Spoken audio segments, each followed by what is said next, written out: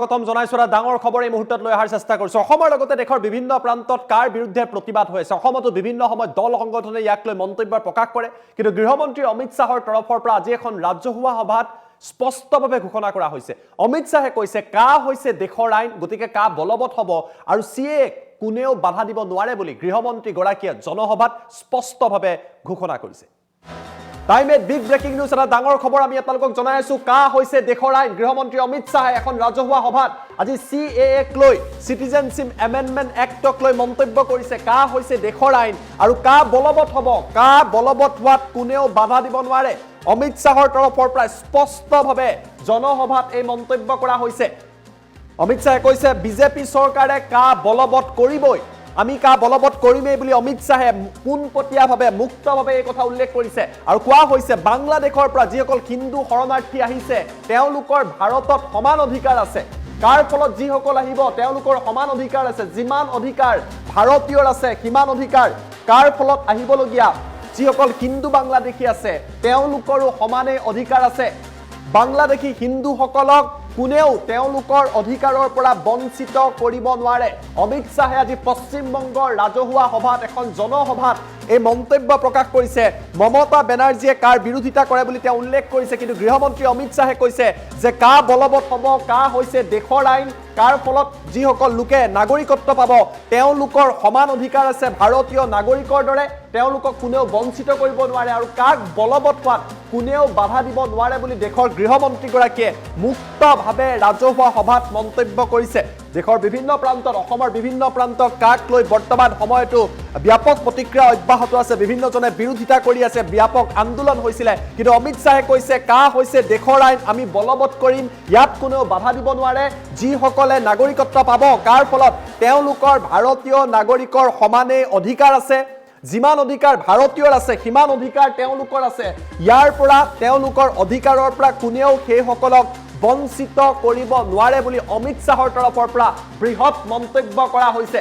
পশ্চিমবংগৰ এখন ৰাজহুৱা সভাত আজি অমিত শাহে ভাষণ প্ৰদান কৰিছিলে। বিজেপিয়ে বৃহৎ প্ৰতিবাদী ৰেলীৰ আয়োজন কৰিছিলে। মমতা বেনাৰ্জীৰ চৰকাৰৰ বিৰুদ্ধে এই ৰেলী আৰু এই জনসভাৰ আয়োজন কৰা হৈছিলে আৰু তাতেই অমিত শাহে স্পষ্টভাৱে উল্লেখ কৰিছে কা বলবৎ হ'ব, কা দেশৰ আইন, কোনেও বাধা দিব নোৱাৰে আৰু যিমান অধিকাৰ ভাৰতীয়ৰ আছে সিমান অধিকাৰ সেইসকল লোকৰো আছে বুলি অমিত শাহে লাউড এণ্ড ক্লিয়াৰ এই মুহূৰ্তত জনসভাত নিৰ্বাচনৰ প্ৰাক্ষণত এটা বৃহৎ ঘোষণা কৰা পৰিলক্ষিত হৈছে।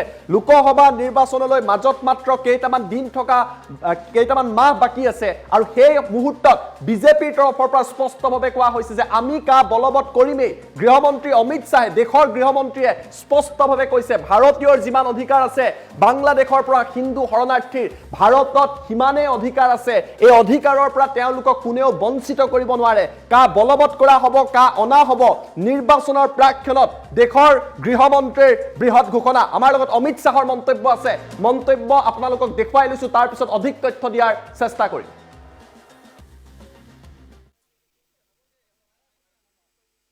सीएए देश का कानून है, इसको कोई रोक नहीं सकता और हम सीएए को लागू कर रहेंगे।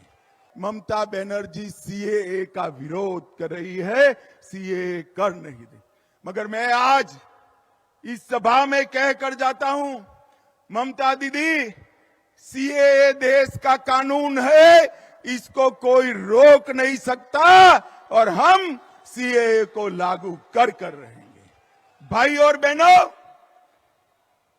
जो वहां से आए हैं वो सभी हिंदू भाइयों बहनों का इस देश पर इतना ही अधिकार है जितना मेरा और आपका अधिकार है।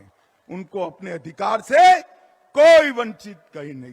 सीएए देश का कानून है, इसको कोई रोक नहीं सकता और हम सीएए को लागू कर रहेंगे। ममता बनर्जी सीएए का विरोध कर रही है, सीएए कर नहीं दे। मगर मैं आज इस सभा में कह कर जाता हूं, ममता दीदी, सीएए देश का कानून है, इसको कोई रोक नहीं सकता और हम सीएए को लागू कर रहेंगे। भाई और बहनों, जो वहां से आए हैं वो सभी हिंदू भाइयों बहनों का इस देश पर इतना ही अधिकार है जितना मेरा और आपका अधिकार है।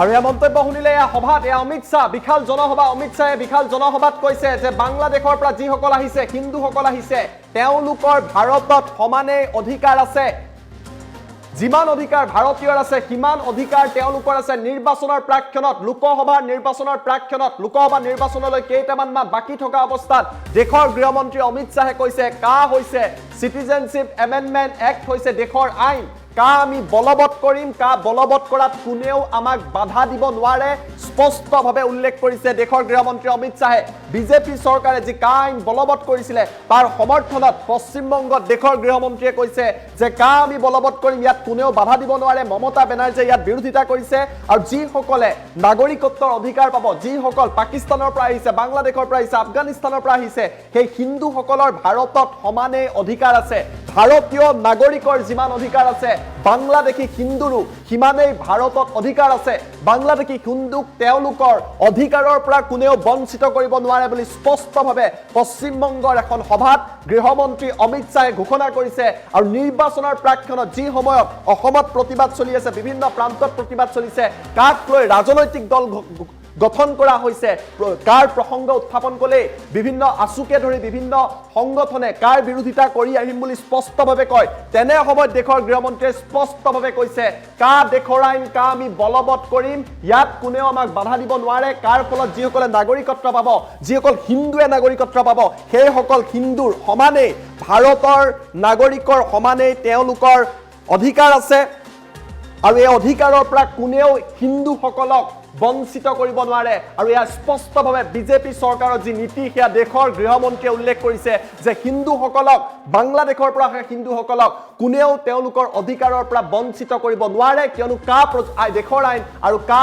আমি বলবৎ কৰিম বুলি ঘোষণা কৰিছে গৃহমন্ত্ৰীয়ে মন্তব্য পুনৰবাৰ আপোনালোকক দেখুৱাই লোৱাৰ চেষ্টা কৰিছো देश सीएए देश का कानून है इसको कोई रोक नहीं सकता और हम सीएए को लागू कर रहेंगे ममता बनर्जी सीएए का विरोध कर रही है सीएए कर नहीं दे मगर मैं आज इस सभा में कहकर जाता हूं ममता दीदी सीएए देश का कानून है इसको कोई रोक नहीं सकता और हम सीएए को लागू कर रहेंगे भाई और बहनों